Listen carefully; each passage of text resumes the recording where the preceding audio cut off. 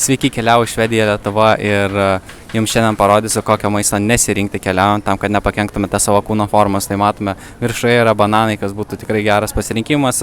100 gramų banano yra apie 90 kalorijų, tai būtų visai geras ir tas pats obuolys. Bet žiūrėkit, apačioje yra traškučių pakeliai, tai čia yra labai blogas pasirinkimas, nes šitose traškučiuose 100 gramų yra 520 kalorijų. Įsivaizduokite, čia suvalgysite 40 gramų ir gausite jau apie 200 kalorijų, kas yra tikrai daug.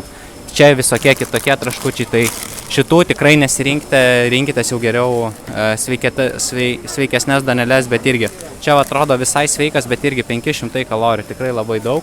Tai tada geriausia pasirinkite jau tada guminukų, bet irgi nelabai geras pasirinkimas. Geriau būtų nusipirkti gumos. Taip pat ten, jeigu matysite, yra jogurto gėrimai, kuriuose yra daug baltymų, tai tas būtų irgi geras pasirinkimas.